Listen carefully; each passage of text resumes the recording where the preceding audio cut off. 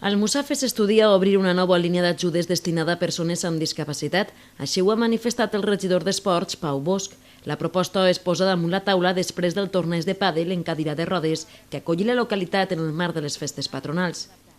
Per a Bosch, aquest torneig fou una gran sorpresa i considera que cal potenciar les habilitats esportives de les persones amb discapacitat de la localitat.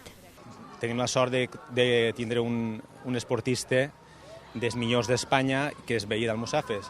Entonces, parlant amb ells i tal, me van plantejar la idea i vaig pensar que era molt bona, i vaig a fer-ho aquest any, és una de les prioritats, obrir una línia de subvencions. Així nosaltres a Almussafes tenim bastantes subvencions per a clubs, per a esportistes, obrir una línia de subvencions per a esportistes discapacitats, és a dir, ajudar-los en el possible, perquè este xic que te comento, que és veí d'Almussafes, és dels millors, està entre els 10 millors d'Espanya, crec, i em va parèixer que és una molt bona idea.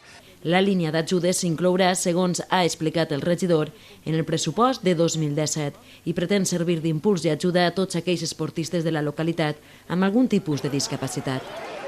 I la subvenció per a esportistes d'això segurament serà per al pressupost del 2017, inclourem com un afegit. D'altra banda, en matèria esportiva, hi ha altres projectes importants que passen per l'ampliació de les infraestructures esportives. Concretament, Bosch ha anunciat l'ampliació del gimnàs municipal. És que anem a fer una remodelació del gimnàs, que se'ns ha quedat, per dir-ho d'alguna manera, xicotet, i anem a ampliar una sala més en el pavelló per a fer-lo més gran i adquirir nous aparells, en fi, una remodelació important del gimnàs. L'ampliació del gimnàs es durà a terme amb fons municipals. L'ampliació del gimnàs serà amb diners del superàvit que tinguérem de l'any passat, que podrem fer-ho, segurament abans que acabi l'any, o almenys deixar-ho ja quasi acabat. El pressupost de l'obra es fixa en 120.000 euros i es preveu que estigui finalitzada a finals d'any.